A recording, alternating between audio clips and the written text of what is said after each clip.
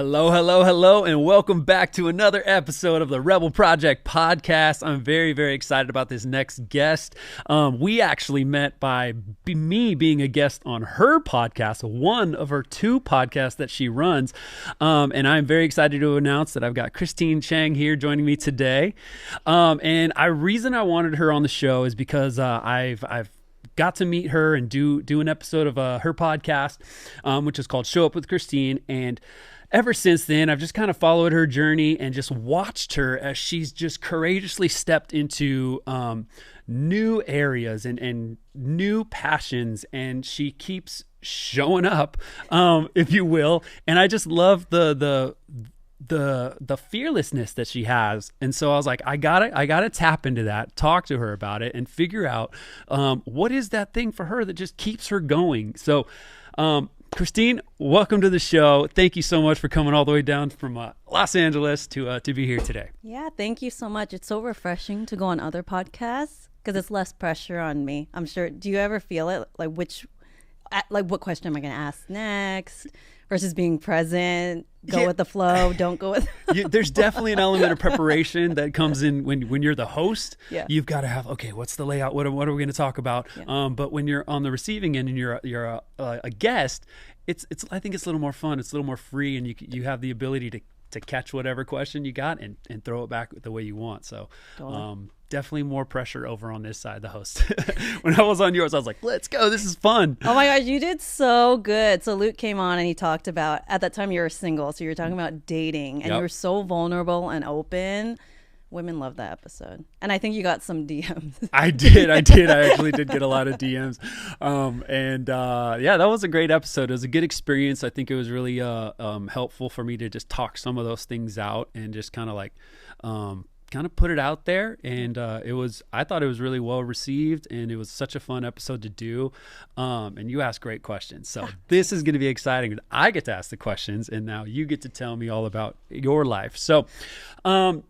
So today's episode, we're going to be talking about two things specifically. One is your desire and call to do what you do. You're currently a photographer.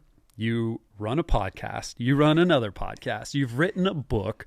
You help your dad's business. You do a lot of different things, and it seems like you just do all of it with grace and love. And I want to talk about how you kind of got yourself into the position where you're juggling all these different things, and then also talk about career transition, because what you've done is no longer what you want to do to support yourself. And let's dive deep into that. So first off, fill me in on your story. Oh my gosh. How did you get to be who you are doing what you do today? Well, it's funny you said graceful, because on the outside it might look calm, but the emotions when I'm at home by myself or just with my husband don't always look like that. And that's actually what I'd love to talk about today, because I think a lot of people are going through career transition or have gone through career transition, right? Or even since pandemic, people just feel lonely. So I'm like, can we talk about the emotions that come with this? A lot of us, we see people on Instagram, oh my gosh, he's doing so good. Do you know what he goes through or what he had to go through to get there? Right. And so right now I'm at an interesting point in my life. I'm in my early 40s, and I heard something. I want to say midlife crisis, but someone said you could reframe it and say like midlife awakening or something, like reframing, something like that. Yeah. But I really started to question, what do I want to be doing actually with my life? And for a long time, wedding photography was it. There was no question about it. I was super focused. Yeah. I had clear direction. I knew what I was aiming for, and I did it, over the course of 15 years, and I built my reputation to get paid really well for it. Yeah. But I'm a person who, if something is not in alignment with me anymore, I feel it. And I value growth a lot. And I knew at a certain point, I don't want to be a wedding photographer forever. But I also didn't know what was next. I didn't have an exit plan.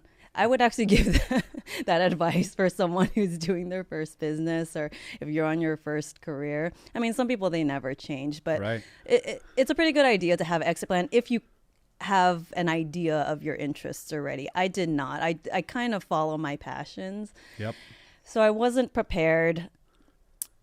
When the pandemic hit, that kind of was a nudge for me because all events were canceled. So I had no other choice. Yeah. So I said, okay, there's no weddings going on. It kind of forced me, which I was kind of thankful for because it's hard to say no when you're getting offered over 5 figures for a day of work. Right. Right. And to me, I could shoot a wedding with my eyes closed. It was so easy, but I kind of hit a plateau. Yep. And so with the pandemic, it was a blessing. So when it started, what did I do? I mean, I wrote a book. I think that's kind of my... what do you call it? And like, I didn't want to sit around and complain. I didn't want to freak out. I just, let me be productive. Yeah. My coping mechanism. Right. I'm like, let me. With all that free time. Yes. Let me write a book. So for many years, I had a photography blog. I love to write. So I wrote. I shared my work. I shared about my personal growth journey. I talked about dating a lot. And I think that's why I was drawn to weddings, because I've always been very drawn to connection between two people. Oh, okay. Intuitively, I'm drawn to it. I can see it. Those moments I can catch, not just between, the husband and wife, but the family dynamics. I loved it. Yeah. And so it came very natural to me. And so with the writing, I wrote hundreds, thousands of blog posts. And so I kind of had content to piggyback off of. I knew what I wanted to write the book about, because for a lot of years before I met my husband, I had trouble with dating. I felt like, is there something wrong with me? Being a high performer, I know how to make money. I have friends. I come from a good family. I got hobbies. Yeah. Why is this sliver of life so challenging for me? And so I had to dive in and do a lot of healing and personal growth work. And it's hard to be in that place. And I think it's something that we should talk more about, because as soon as I started talking about it more, I've had conversations with so many people who resonated with that. So I said, I know exactly who I'm going to write the book for. It's the old me, but I know a lot of people who are in that space. When I was there, I wish I had something like this. Yeah. Permission to talk about this and feeling like a failure. Is there something wrong with me? I think if you're a high performer, there's shame as well, because it's like, this is something I'm not good at. Yeah. I'm not good at this. And there's this societal expectation, I think, like, oh, you're supposed to know how to be in a relationship. You're supposed to know how to be married. You're supposed to know how to be a parent. And that's just not true. These are some people, maybe they're lucky they grew up with seeing really healthy dynamics between their parents. Yeah. Or something modeled for them. But that's not everybody. I think the majority is actually, I think you're lucky if you have that. I would agree. I would agree. Yeah, yeah.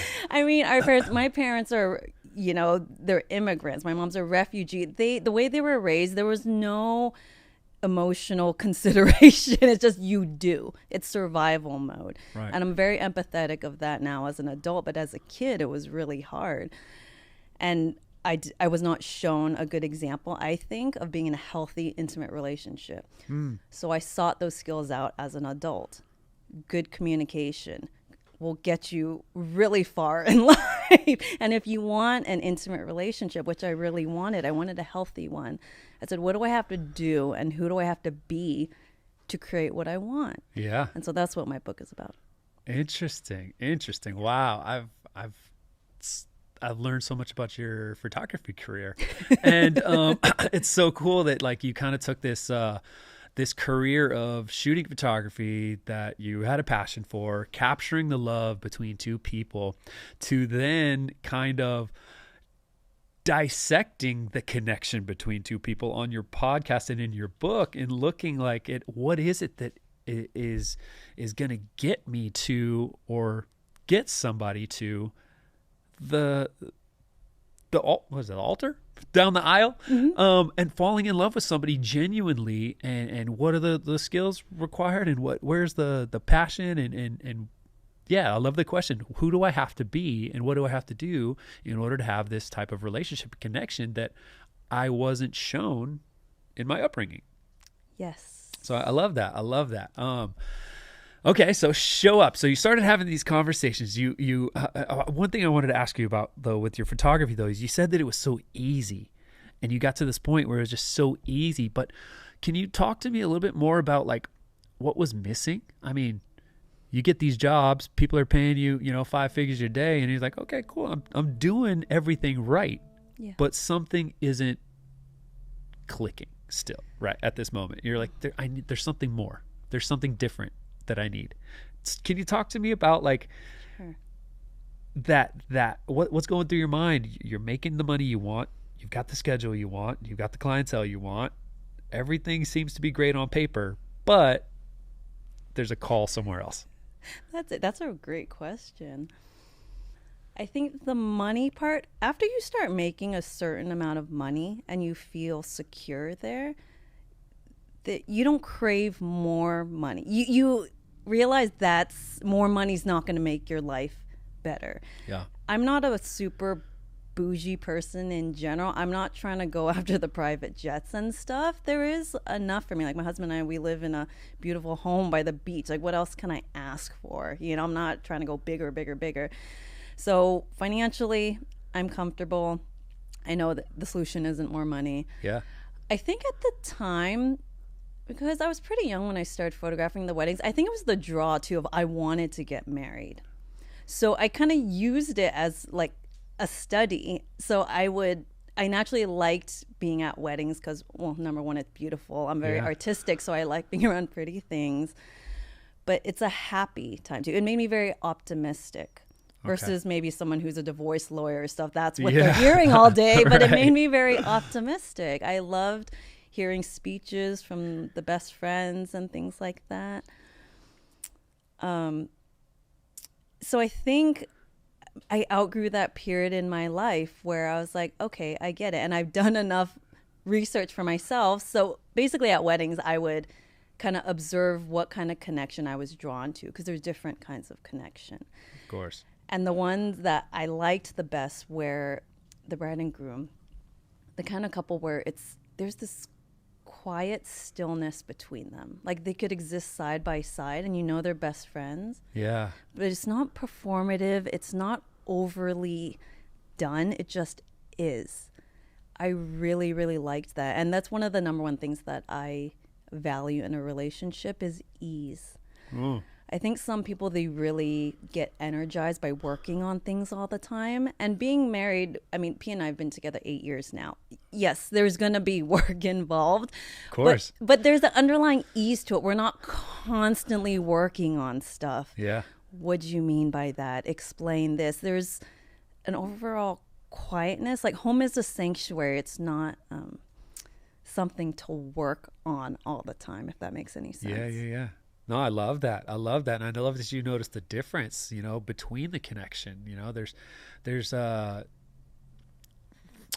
different chemistry that happens between couples, and sometimes people just work because they have similar mindsets or intellect, and then some people just work because their heart just resonates on the same frequency. And it's like you said, there's like this peace, unspoken peace between them, and it's really cool that you were able to identify and notice that and be able to put that as a goal for yourself, which is great. So how long have you been married? Married, oh my gosh, I think 5 years. Okay, together 8 5 years, married. Yes. 5 years. Yes. Okay, so you're saying you wrote your book though around COVID, and so that was 4 years ago. Yeah, so we were already married. Okay.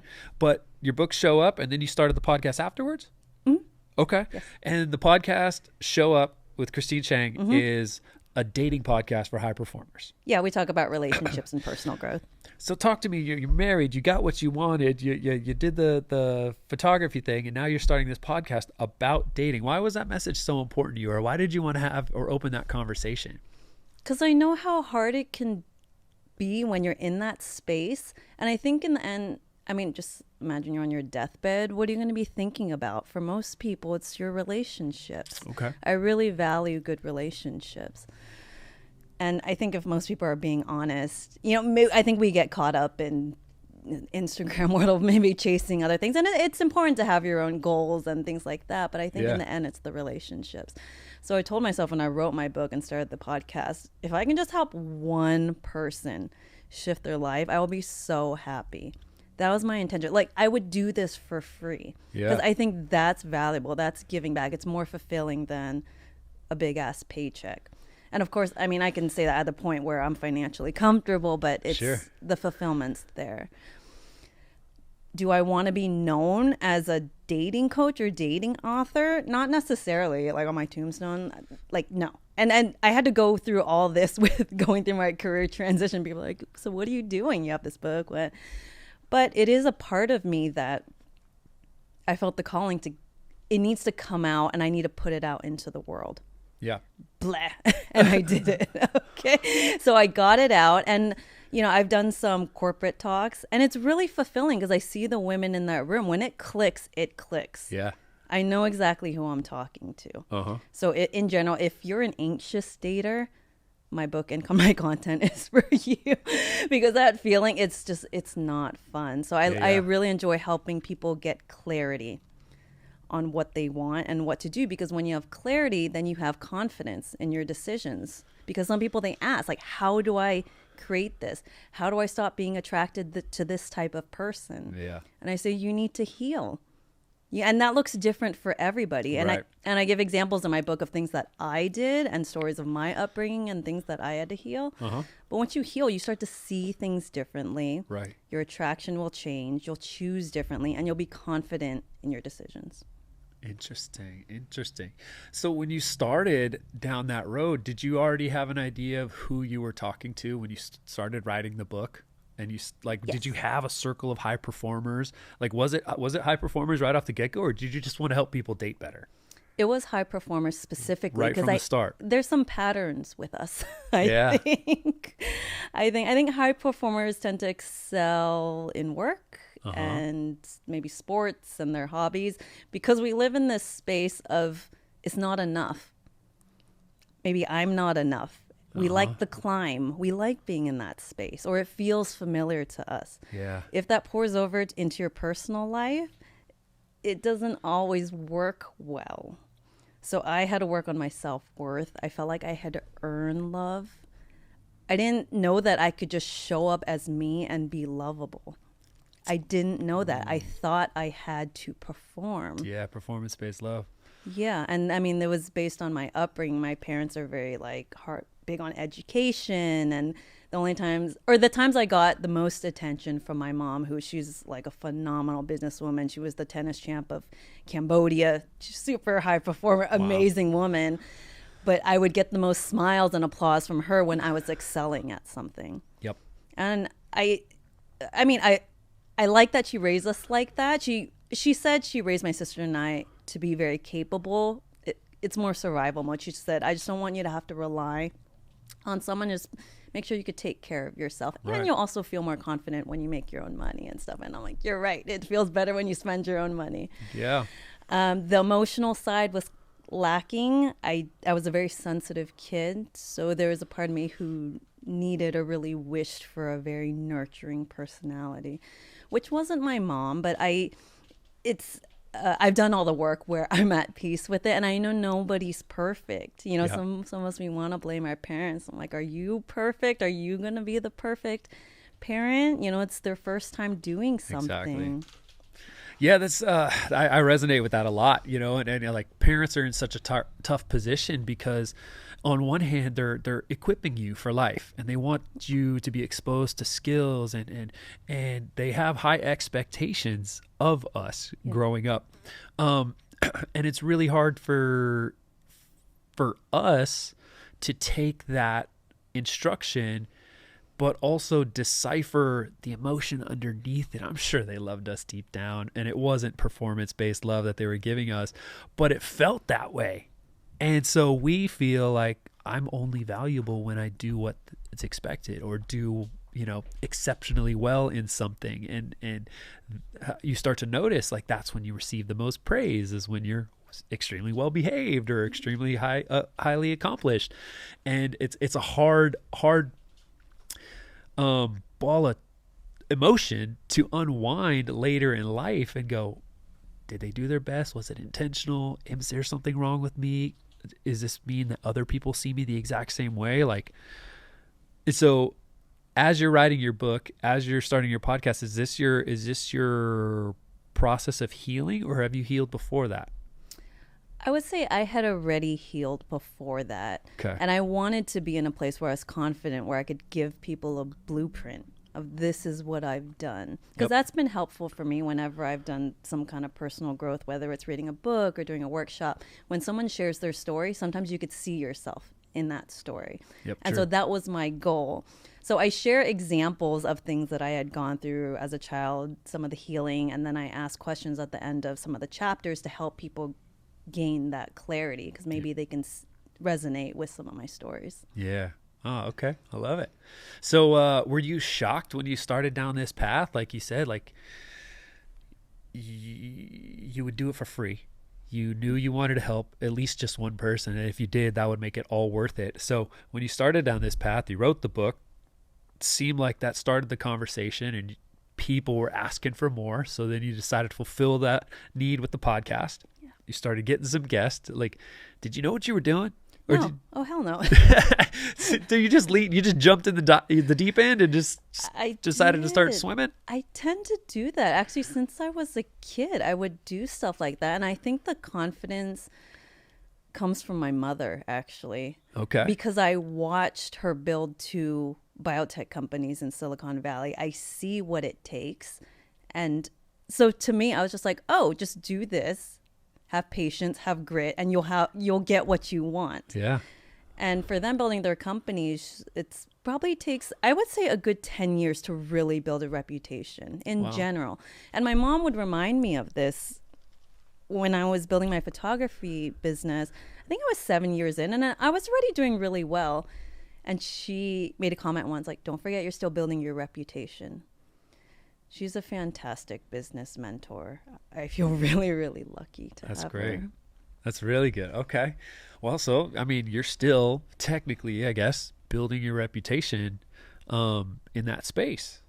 I mean, now things are just forever evolving. So with photography, I've shifted more into corporate photography right now because it gives me more mental and emotional space. Because corporate, I love corporate. I love the paychecks. It's not personal. They're just like in and out, right? Yeah. Like, give me the photos. It's in and out. Weddings, of course, as they should. People care a lot, but I feel it. The pressure, you can't redo it.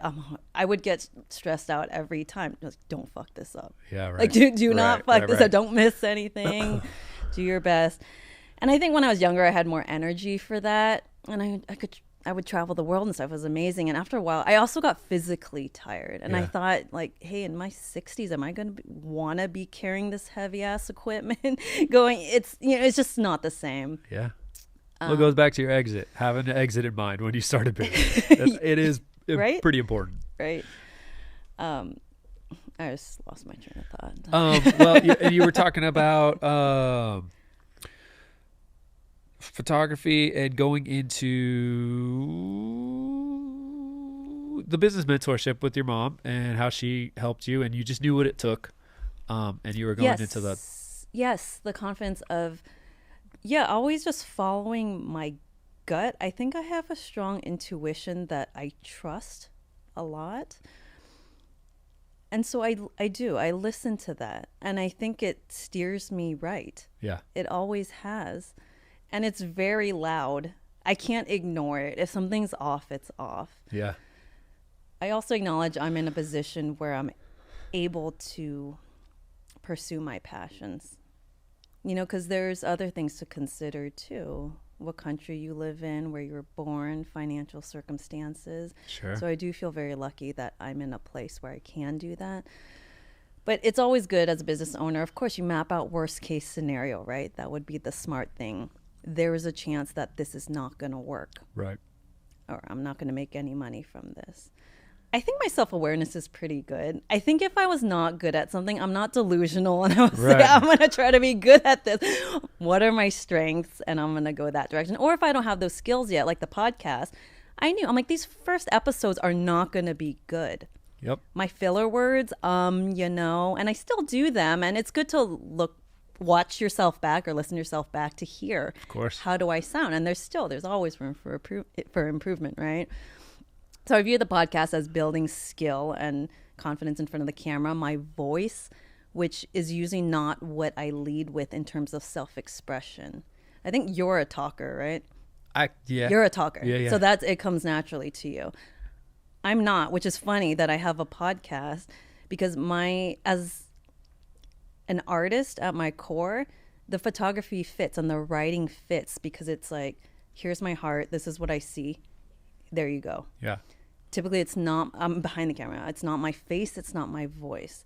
And if you would have met me as a kid, I barely talked. I was so shy. Really? Yes. Wow. Yeah. My mom, she always says, she's like, I cannot believe you turned out how you turned out. You've completely changed. And I think as a kid, I wasn't given the environment to really nurture who I was. Mm-hmm. There is a quirky, silly side of me, and I feel like that was always kind of shut off, or I was just really sensitive. So if I got a comment that was disapproving or something, I would just kind of shut it off. And then so I think coming into adulthood, moving away from home, I lived in New York for a while, like having some space. Yeah. Who am I and who do I want to be? Also, being a photographer, a wedding photographer, you have to have good people skills, right? It's not just about doing pretty photos. That's a dime a dozen. Anyone can do that. You got to make them feel comfortable. It's more that, actually. Make sure there's attention on them and they see that you working, and that's how, right? People gravitate. That's how you sell something, is based on how you make someone feel. Exactly. And I think I'm very sensitive, so I think I can kind of gauge what people feel or what they need. Yeah. And so, building that skill. So the podcast is great. I do think it's a stepping stone into something bigger in the future. I have an interest in movie making and films. And right now it's a good time for Asians in that space. So I've been networking more in that space. And I see that in the long run. Okay. That one, it takes a long time to build. I think a lot of it is networking, timing. There's a lot of luck involved too. But that's something that I want to go towards. So right now I'm sitting in the space of, I'm doing the podcast. The corporate photography generates the checks, which I feel good about, because when those checks aren't coming in, and my husband's so lovely, he never pressures me. Yeah. There was a time where I was really depressed in bed. Just I didn't feel like I had a clear purpose at all.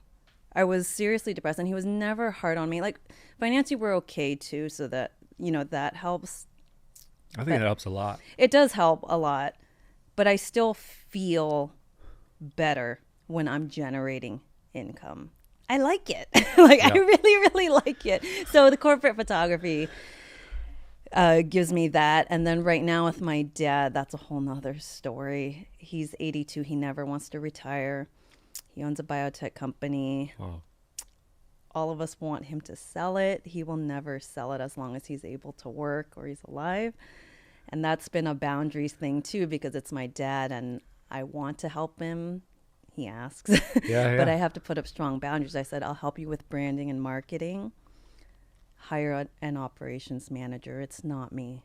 I don't live in the Bay Area. I'm married. And he'll say like, I understand. You have your own life, but I'll still get those texts or calls. I said, Dad, hire an operations manager. And, it's tough because he's not going to be around for that much longer.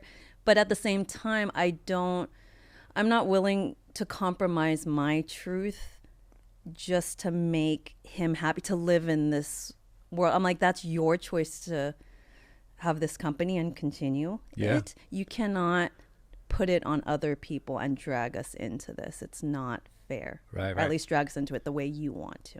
Yeah. Oh, so I've been dealing with those emotions. Well, you wear many hats. You're a photographer. You're a wife. All over the place. Helping your dad with his business. You're a host on podcasts. You have aspirations of making films. What a question that's popping up for me is like, you mentioned earlier, when you're starting a business, have an exit plan. Do you have one with the podcasts, or did you just jump into that? And then also, like, now I'm hearing the film. And so I wanted to ask, like, do you find that you operate more with a plan and a blueprint and a destination, and that's what kind of gets you going towards that next milestone? Or do you kind of live by a little bit more intuitive spontaneity where you're like, this seems like it's going to fill me up and fill my cup, and I would do it for free. I do it because I love it, and I don't really know what it's going to end like, You know, like it's kind of opposite of the business mind. It's more of the follow your heart creative mind. So do you live more in that intuitive spontaneity place, or do you more of like have to have things mapped out? Oh, definitely the intuitive spontaneity. Okay. It's funny, I have both. It's like a battle in my brain because I have the business side. Compared to my creative friends, I'm a lot more organized. I understand business maybe because of my upbringing Yeah. and being organized and having systems and things like that. But at my heart, I am a creative. And it's funny because my husband's the opposite. That's why we're so compatible. He's a linear thinker. He is a CFO. He's a numbers guy. Got it. So it really helps that he's more of like, what's the next step to get you to where to go? Where Sure. initially I'm a dreamer. So I have the vision. I have the vision of what I think I want. And then I kind of go with my intuition, but it ebbs and flows because I think lately, the last couple of years, it's been a little too intuitive and flowy to the point where I'm sure my husband will tell you, he's, like focus. You need to focus a little bit. But that's what's so intriguing about you is that like that can be a very stressful place for a lot of people, constantly almost in a state of it's almost everything's a balancing act. Where's my heart leading me today? Where's my heart leading me tomorrow? Well, this seems fun for now, and you don't really know what's next, but you're having a great time. Now, some people can have a great time, and some people can be very like, oh my gosh, I don't know what's next, and that could freak them out. Whereas you, it's kind of, it charges you up in a way. And having like, I'm called to talk about dating for high performers on this podcast and write a book, and you didn't really have an exit plan, and then it segued into another podcast, and then now film is on the horizon, and it's like, to me, I love that same like intuitive spontaneity where it's like, let life breed life in me every single day, and just kind of, it's like this improv every single day of your life. And then some people are like, no, I need to know what's happening this every hour, every day, every month. They have their whole life mapped out. I get both sides, but where I feel most alive is like in that intuitive spontaneity. Yeah. Is that like resonate with you? Yeah, totally. I think you need both, because I think if people are too intuitive, you could maybe get to where you're going. It just might not be as organized or as quick. But That is true. Right? But I think how I feel is very important. So ultimately, with building any business, it's the emotional fulfillment that comes with it. As long as I'm making enough money to live the lifestyle that I want, like that, I have to have a minimum there. And then how I feel is very important. And I think I have a lot of depth. I'm not just a person who views work as work. Right. It's part of me. My work is me. Yeah. No, that's huge. That's huge. And you love what you do. But you're kind of seeking something else. It seems like you've kind of mastered the income game, and you're able to provide for yourself. You've got ways and options to do that, and now you're seeming to place higher priority on the feeling and purpose and your calling and where's your place, right? Yes. And so you're in a state of a transition.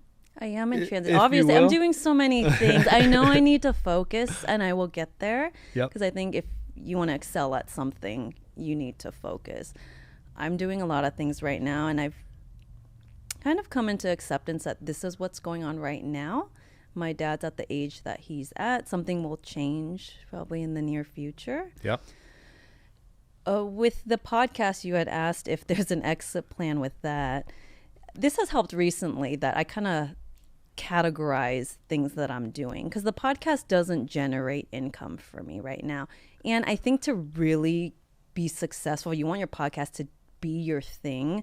It takes a lot of time and a lot of energy. And I asked myself, I'm like, do I want my podcast to be my number one thing? And the answer is actually no. It's more of for my self-expression. Yeah. I view it as practice speaking in front of the camera.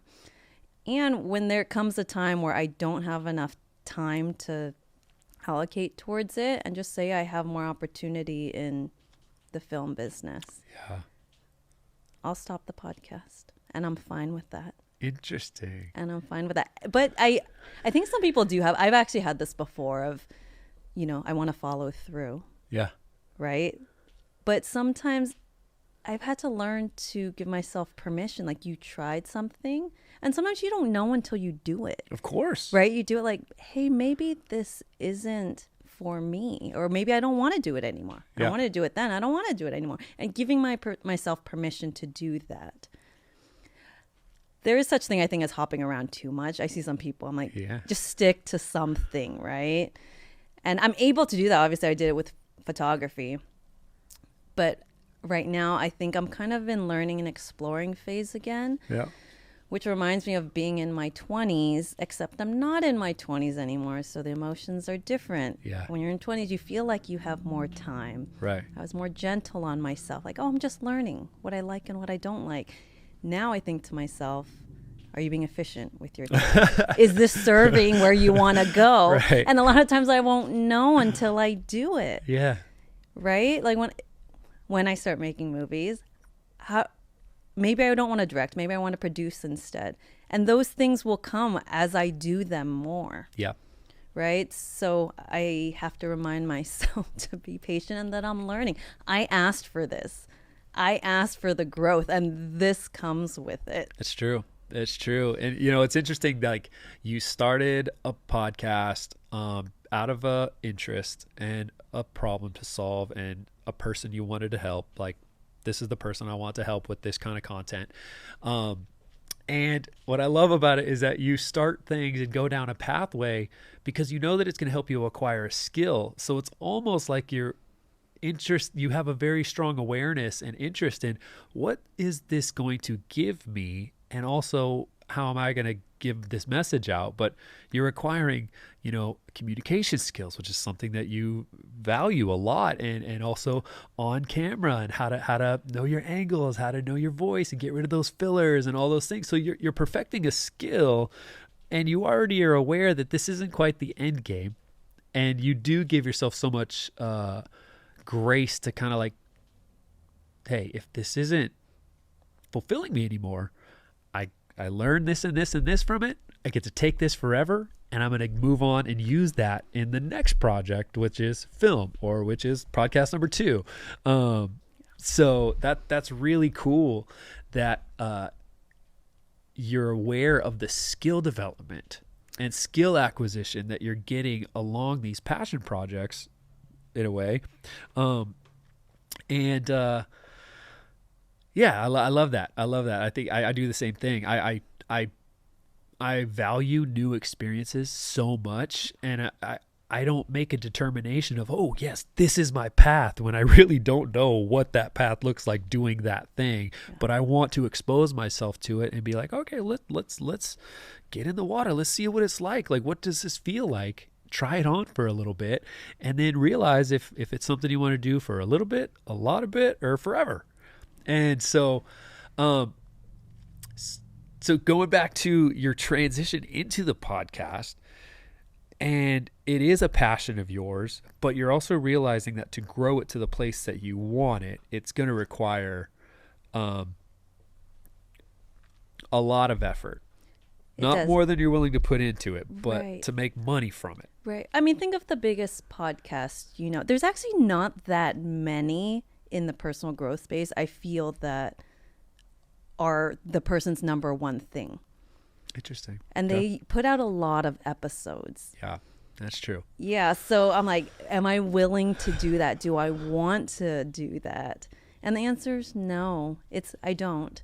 But I enjoy it a lot. I like connecting with people. My second podcast is called Not Your Asian Women, and it's with an Asian comedian, where we just talk shit. It's seriously a show about nothing, but surprisingly it does well. I think people are just craving authenticity and self-expression, or the freedom just to say maybe not the most conscious thing. Can we just have a conversation and laugh about some stuff? Yeah. Right. So I use it as that. At the time when I started it, I wanted more levity in my life because since the pandemic, it has been kind of heavy and politically, what can I say, what can I not? And I think having the comedian as my co-host, she pushes it. Her goal is to be canceled.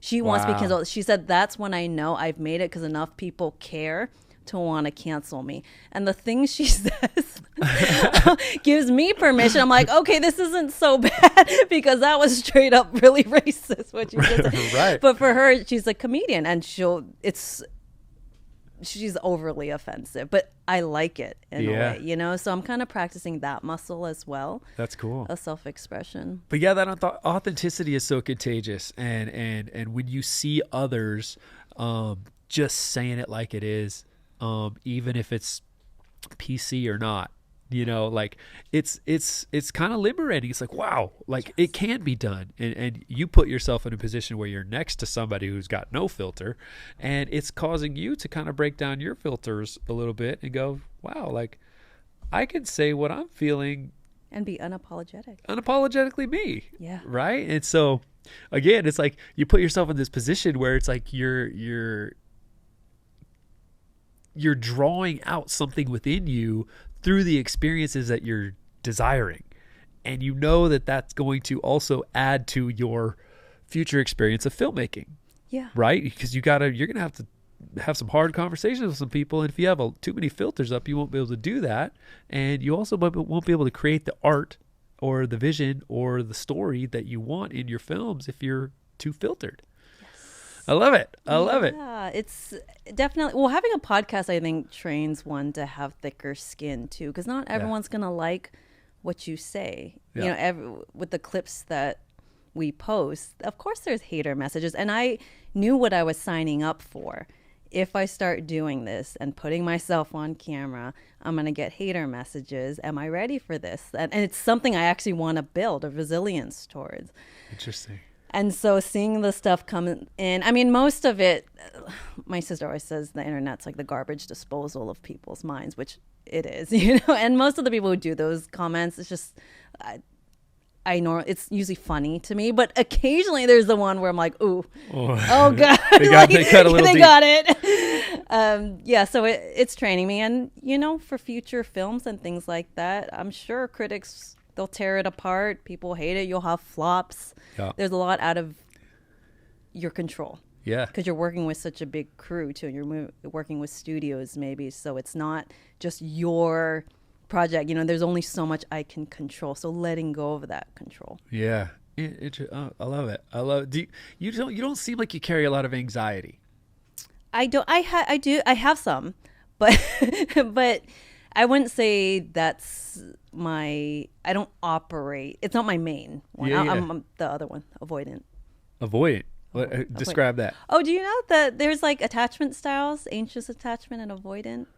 Well, I mean, yeah, but like what specifically do you avoid? Okay, just say conflict. Or just say someone wants to like have a difficult conversation that I don't want to have, and they're anxious about it.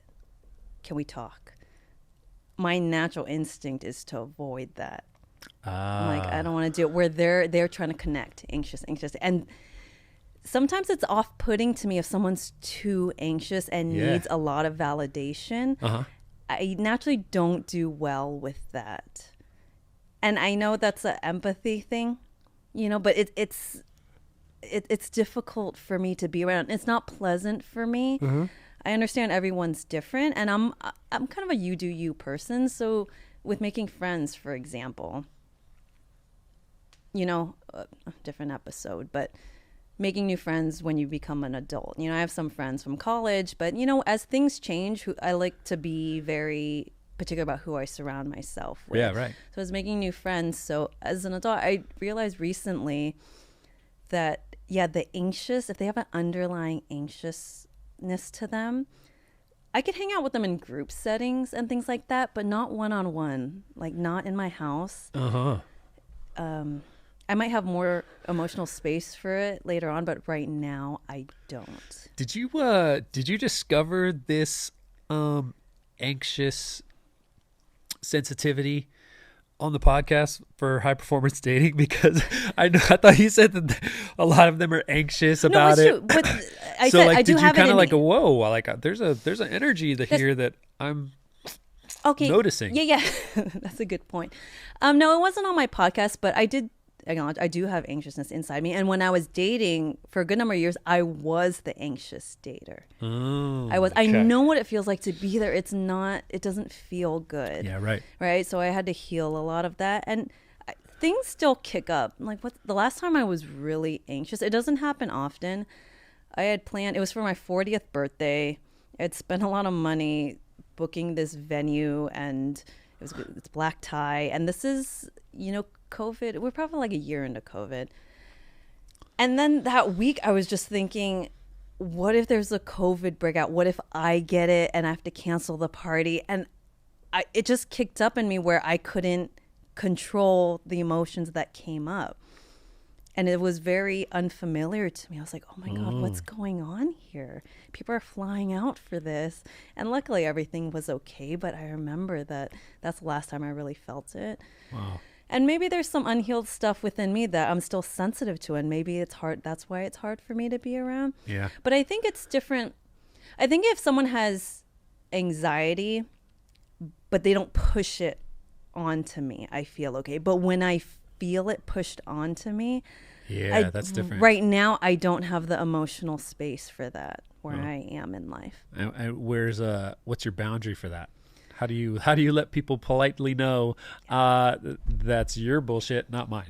Yeah, I can be better at that, saying it in the moment, but I think they know by the way that I show up. Like I'm at the point where if I don't want to have lunch with someone or I don't want to do something, it's a no. Yeah. Where I didn't think I was a people pleaser, but in recent years I realized, sometimes I show up to things that I don't want to. What's up with this? I'm trying to be polite.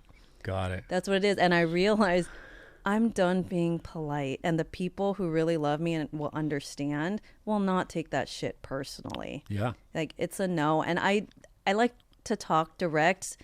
The rainbows and shooting stars, like landing super gentle. I understand having tact, but if someone's just too sensitive, I feel like I have to tiptoe and it doesn't feel natural to me.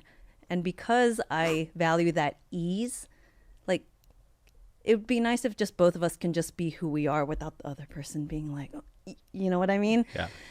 And so I gravitate towards that. So for the people who, when I sense that there is an anxiousness and where things just don't feel easy. We'll be getting ready for something. I'm like, why is this such a big deal? Like, okay, your eyelashes aren't working. It's fine, just do it.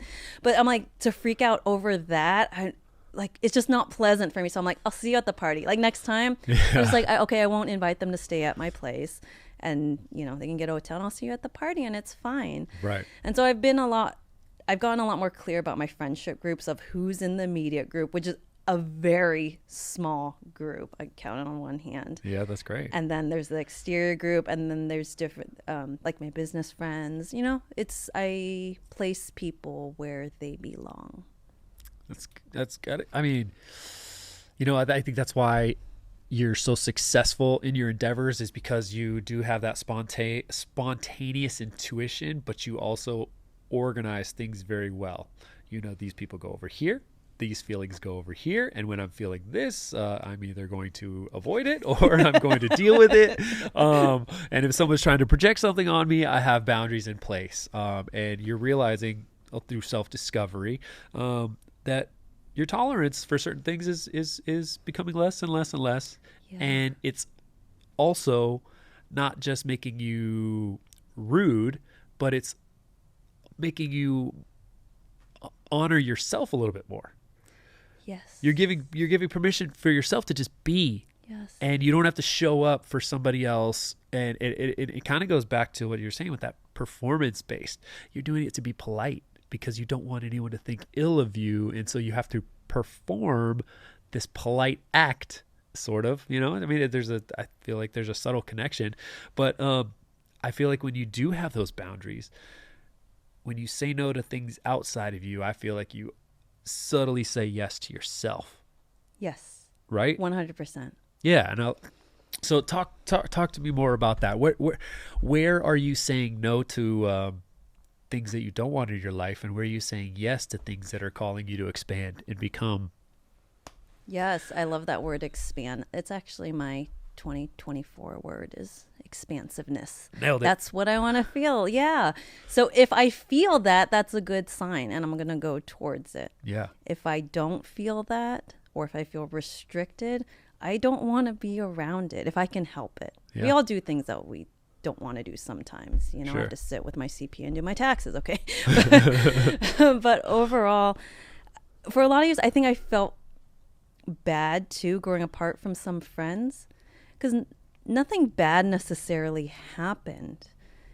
Whenever priorities change, I think friendship dynamics change. Yeah. And we're at the age where, you know, people get married, they have kids and things like that. And I've come to the point to accept it is what it is. It's not necessarily good or it's bad. Right. It just right. is what it is. Our interests are different. Right. So that's basically it. So there's some, you know, old friends that I don't hang out with as much. There's some friends I just don't talk to at all anymore. Yep. And, you know, that's okay. That takes a while to heal from too. I think people in general should acknowledge that more. Yeah. Friendships, because it could just be like, we talk about romantic relationships and breakups all the time, but with friendships, that one can be tough and take a while to heal from. Definitely. I mean, when things, when people's lives change and you're not either ready for it, or that's not the vision you had for the relationship, and it exits your life without your permission or your involvement, it's tough. There's a piece of you that's missing in a way with those friendships, and it hurts sometimes just as much as a breakup. 100%. So absolutely. And so things that make me feel expansive. So with the film industry, I've been putting myself in the proper rooms to meet more people who want to head in the same direction. I think that's important. Yeah. And I think with some of my old friends, we weren't heading in the same direction. And so it started off, I went to Sundance last year, and I used, my in was my photography skill. I said, how do I get in here? Right. And so I cold emailed this company that elevates Asians in media. It's called Gold House.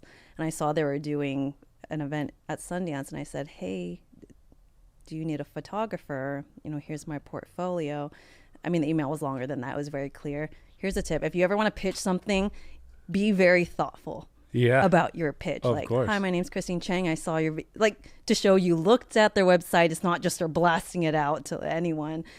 And I got an email back, and there's like, okay, so for clarity, we're going to put you up, da-da-da. And I said, yes. And they didn't even have a Zoom meeting with me. Wow. I was like, are you sure? Like, do you trust me that much that I'm going to get my ass out there? And I got hired to photograph out there. And some people asked, like, this was a cold email? I said, yes. And it got me into the room. Because at Sundance, sometimes it depends. Like, you can't get into all the events. And I was exactly in the room I wanted to be in. And photography is easy for me. And so I got to go again this year. I went to Cannes Film Festival. So I'm kind of learning. I'm like, okay, you know, where do I fit in here? What I want to do? Yeah. And I think the community aspect is huge, because I was feeling like I didn't fit into a space for a long time where I felt lit up.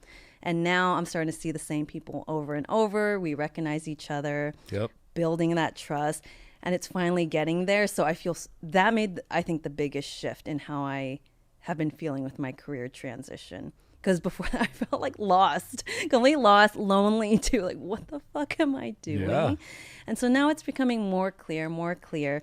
And I think surrounding yourself with those who are on the same path, or want the same things, who are interested in the same things, is really, really important for me. Yeah, I mean, it goes back to like the circle of five, right? And when you put yourself around people who are all going the same direction, you guys are all striving for X, you want to be on that team, because you're all going to push each other to get to X first, and you're going to support each other. But if you've got somebody going to X, Y, Z, A, B, C, and you're in that group,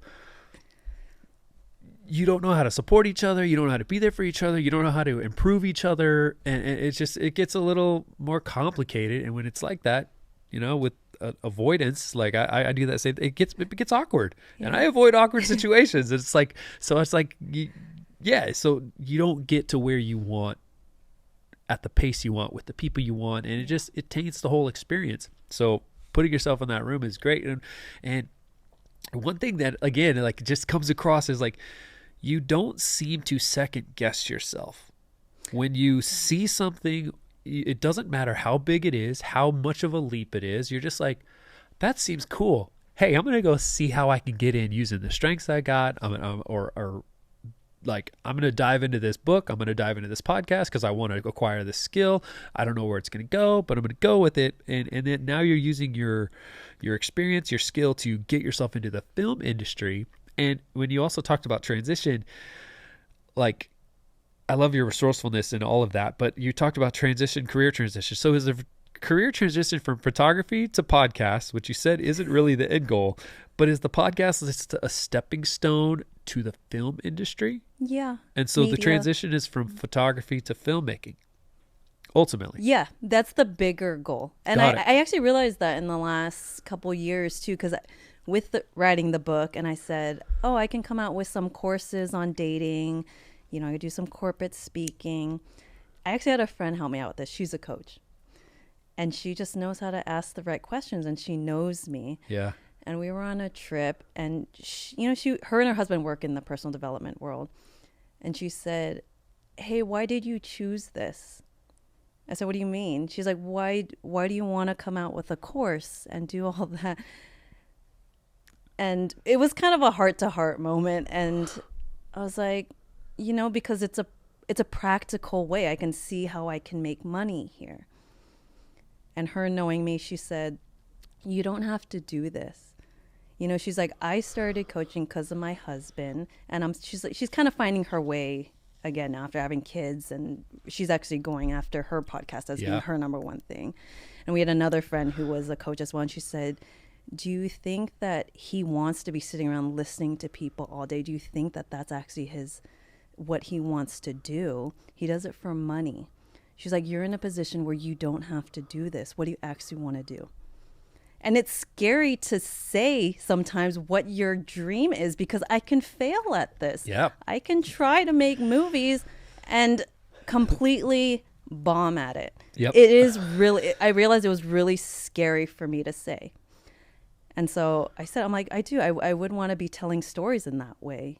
I want to work in film. Yeah.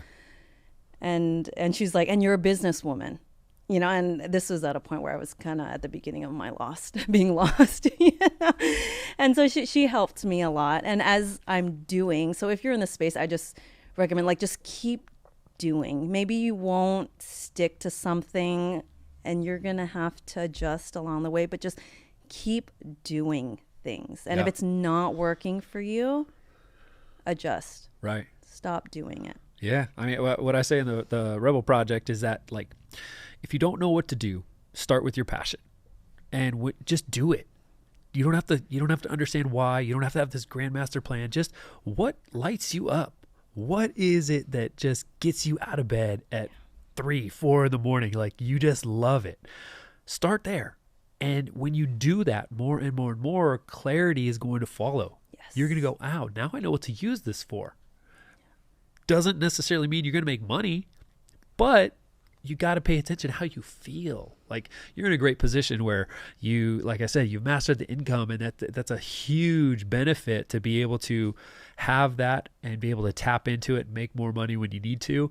And it allows you to put your feelings as a priority and go, wow, this, where do I want to go that's going to cause me to expand today? And, so I lost my train of thought. Where was I going with that? That's okay. You should leave. Are you editing this? You should keep this in. I challenge you to not edit your podcast. Okay. Well, I was talking about the feeling and going, and your passion and passion, just doing it. Like you said, just do.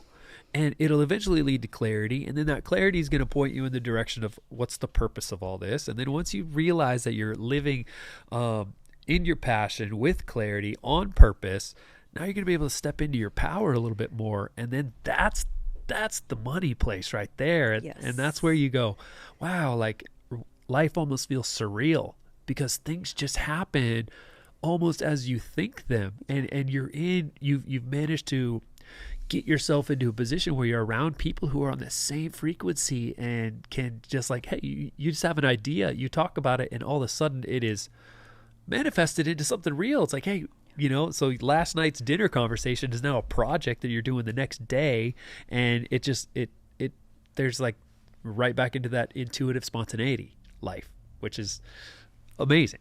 Yeah, it feels good when you get there. I'm lucky I have reference, because from my photography business, I know what that feeling is. Right. Just flow. And my sister, I remember, would say, she's like, gosh, sis, you work so hard. But to me, it didn't feel like hard work because I was so passionate about it. Wedding photography is a big workload. Right. But I was in flow. I love doing it. I don't mind editing all these photos like while we're traveling and things like that. I want to be doing it. Right. So my goal is to get that feeling. And I think for a while, because I was feeling depressed and stuff, like I did that, since I rely on my passion to really motivate and drive me, it was hard to be in that space. Yeah. And so it's also learning. It's always a balance, right, between that intuitive spontaneity and when do you need to be a little more linear and stick to the things. Because sometimes, you're not going to feel good all the time. Right. You're not going to feel good all the time. And looping it back to intimate relationships and romantic relationships, I think that's a good reminder, because I think with social media world, and we're constantly stimulated. So when we don't feel stimulated, sometimes we feel, I felt boredom. I'm like, is this it? Is this it? But that's life.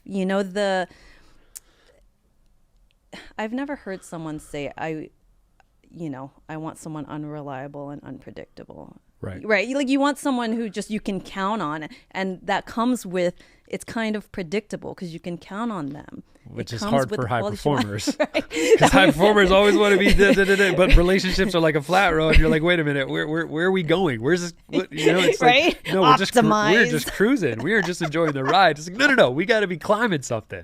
Right. And it's, Isn't that funny? It's a good reminder. That, sometimes things do feel boring. It's not going to be sexy all the time. Yeah. Yeah. So I'm sure there's a lot of people listening, and just in life, who are going through career transitions, and there's a lot of feelings and emotions that come with it. What I love about your story is that you have been able to keep yourself in a position that you love what you do. And my dad always told me growing up, like, love what you do and you never have to work a day in your life.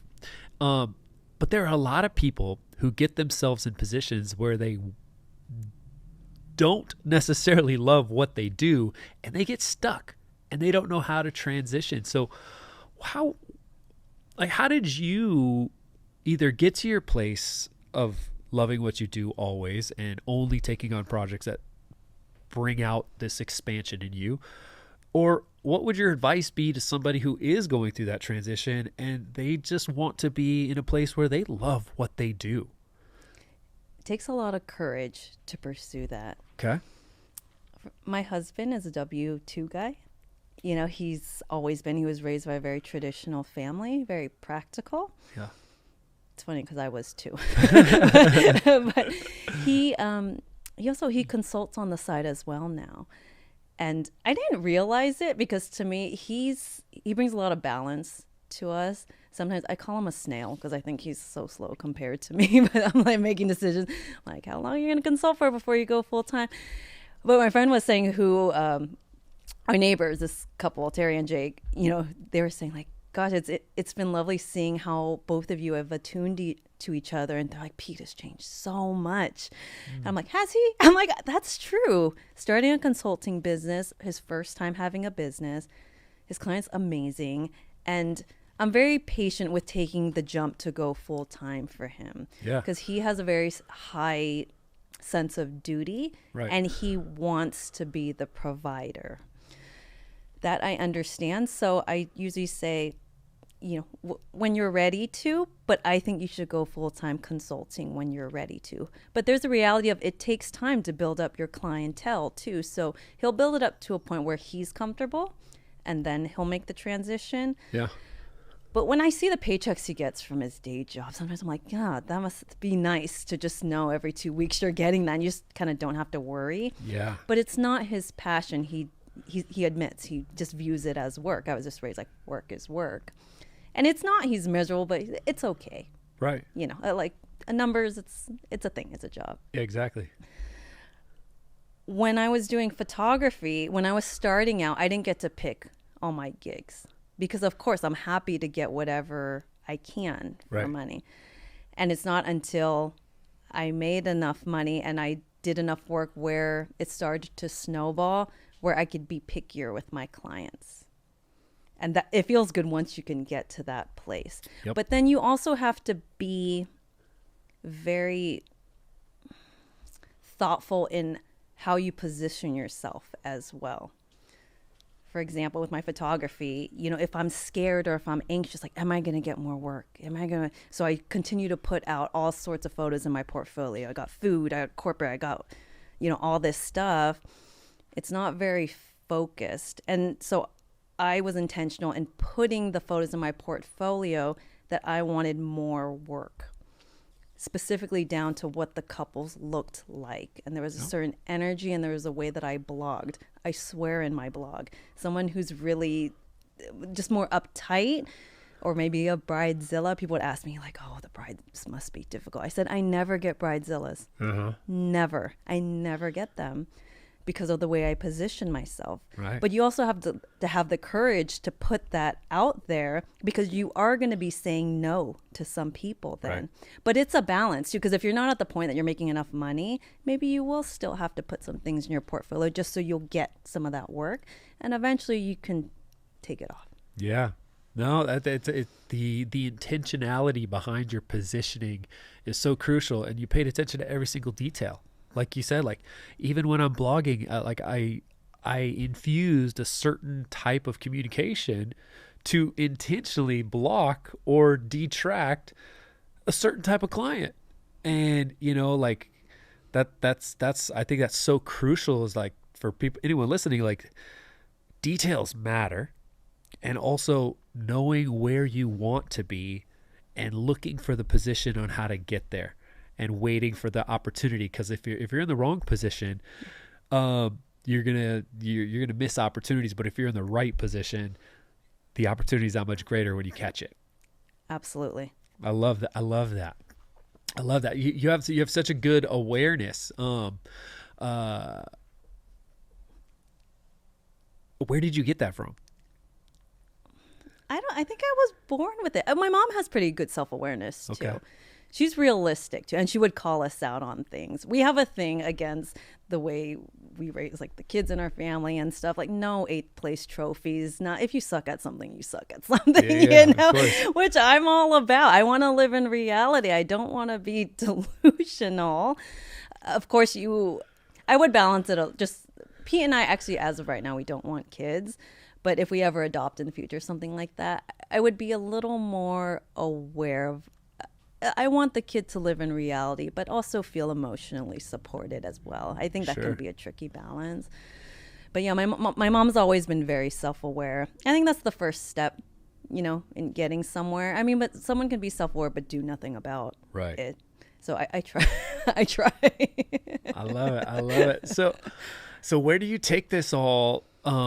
You know, do you have like a timeline? Do you have structure to this next phase or this transition, or is it still in the building reputation phase of, hey, you know, I'm only a year and a half in. I've still got some faces to meet and some places to see and some things to learn. And in the meantime, I'm just going to keep acquiring the skills I need so that when I'm ready, I've got what's the process? What's the future look like for you? Right now, I am building skill. Okay. I don't have a timeline. I think I still need a little more clarity, and I understand it'll come for me as I do more. There's so many things I want to do. So at least for my goals this year, I've started to do like Q1, Q2, Q3, Q4.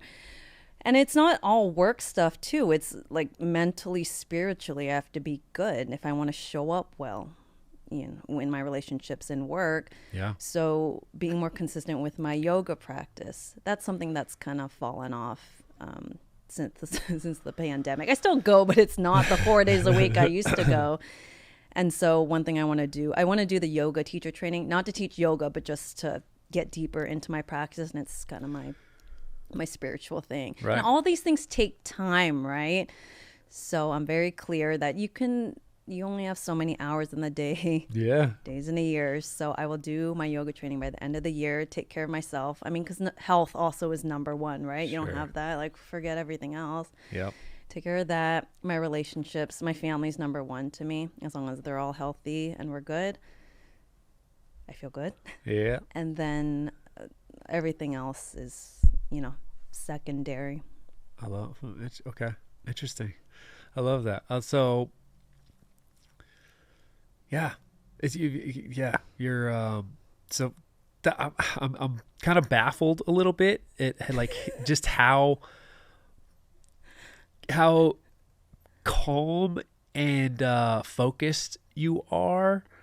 And, coming from like the high performance lifestyle, like, I've been to a lot of men's coaching groups, and like we come at it with like, here's your morning routine, you plan out this, you get, here's your targets for Q2, and like all these things, and like, and that's one way of living the high performance lifestyle. But I feel like you're still accomplishing so much more, and it's not so rigid. Yeah, I don't like too rigid. Yeah, so like my brain is trying to wrap around like what you're saying, because it's like it's very flow and just very like in the moment, in the energy, and just like I'll get there when I get there, but yet I'm also moving and I'm very productive and I'm very efficient, but it's not so much like 5 a.m. morning routine, workout, read, meditate, breathe, all these things. Yeah. So I'm trying to like understand that a little bit more, as just how to like breathe through it and enjoy and smell the roses as you're going at high speed. Yeah. Well, it's function versus flow. Yeah. Right? Function. I'm all about function, because when people are too hippy dippy, it drives me nuts. Or they're too spiritual. Have you heard of spiritual bypassing? Where I'm like, okay, you're flowing through this dysfunctional relationship, but it's dysfunctional. Why don't you make it functional, or choose someone where you have a functional relationship to begin with? Right. But I think too much in either direction is not good. So it's always that balance, right? And I think for some people, rigidity works well. I think just pay attention to how you feel. So if you feel good having that morning routine and getting things done, and you genuinely feel good, then don't change anything. For me, I feel happier when it's balanced. Yeah. It's like the masculine feminine, right? Like there is a flow to it. And while having rigidity, you might get things done, you checklist. It's fine, but I'm like, what's the point of a checklist if you still feel empty and you're on to the next thing right after? What is the point of that then? Right? So the fulfillment, I think being present. So, yoga, it's yoga for me, and dance class, because when I'm connected to my body is when I feel good. Yeah. Some people are so in their head, they're completely disconnected from their body. And so for me, that's where I start. Some people, it's meditation, spending time in nature. Yeah. It's just slowing down too, because this capitalistic society we live in is so unnatural. As much as it's a gift to live in the U.S., That's you true. can make as much money as you want, right? We're good at producing millionaires and billionaires. Like, sky's the limit. My mom would always tell me that. That's why they immigrated here. Sky's the limit. It's cool. But I know so many high performers also in the coaching space, and I can tell, I'm like, you're not even enjoying where you are in life. What is the point of this? Right. And that can be a loop people can be stuck in too, is wanting to optimize everything. Yeah. You want to be in personal growth. You want to dissect everything. Can we just eat a sandwich and tell some jokes and laugh, please? Do we have to analyze everything and optimize everything? Right. And some of that is important. I think it's good to know if you want to do personal growth and be better. Yep. But it could be slippery slope. I know. I've definitely gone too far down the rigid road where I've had daily discipline of like 600 days I've never missed. And, it's like, it's one way of doing things, but you do reach a point where it becomes apparent, or you have to ask yourself the question, am I enjoying this? And like you said, it is a slippery slope, because it's like, no, the discomfort is the way, endurance is the way, but like, well, is it the direction I want to go? Like something that a speaker said one time, Taylor Welsh, she's like, the worst thing that you can do in life is get good at the things that don't matter. And that just hit me, and I was like, geez, that's huge. And it's like, you can push so hard down a direction and force things to happen. You can get results, you can get, what you want, but did you enjoy the process? And like you said, like, you don't want to get on your deathbed and look back and be like, wow, like I did a lot, but I did not enjoy any of it. And so it is staying connected with the way you feel, what you want, the position and intention behind where you put yourself, who you surround yourself with, and just staying, in a way, authentic and true to yourself, and being ultra sensitive and aware of your boundaries and what you're willing to say, and what you're willing to say yes to in regards to yourself. And, yeah. I'm trying to, I come from this rigid, hard, like, daily discipline schedule. And so, like, it's refreshing to hear your take of just, hey, this might not be the thing, but I'm willing to invest a couple of years into it because I love it. It brings out a side of me that I want to grow, and I'm going to be able to take that with me to the next thing. And it's just like, I love the freedom that you have in your pursuit of finding your highest, greatest self. Thanks. And your purpose, Yeah, freedom's important to me. Right. And I think there's always phases too. Maybe rigidity is better for a certain time in your life until it's not. Right. And then you become more flowy, and then you find the balance. And I think life is forever that way. I think for me, I could use a little more rigidity right now. Yeah, it does. I mean, you have the structure, which is good. And then the rigidity is just what, the daily habits. Daily habits. I think overall, I consider myself pretty disciplined when I want to do something. At least, well, when I compare myself, I have a lot of artistic friends where I'm like, you're not disciplined. Like, they say they want to start companies or start businesses, and it just doesn't get off the ground. Right. I'm like, you got to keep going. Yeah. So I have some of it, but I think, the daily habits, I think with my exercise, and then I do have an office. I used to work from home, and I learned that does not work well for me. I want to get dressed, and I like having that separation. I'm much more productive. But I think having even more structure, sometimes my husband will be like, what are you working on today? And sometimes I do have an answer, and other times I say, I don't know. I'll figure it out when I get to the office. So having the to-dos, I want to finish at the end of the month, getting this out or something like that. Yeah, well, I love that. Yeah, the separation of work and home is so important for me as well. I've got to have like this separate space. It's almost like my thinking changes when I walk through the door of the office, So I love that different space. Okay, so 15 years of photographer, a couple of years as a podcast host on multiple podcasts, stepping into film. What, if you were to look back and reflect on all of this, what is your life communicating to you and to everyone who's part of your journey?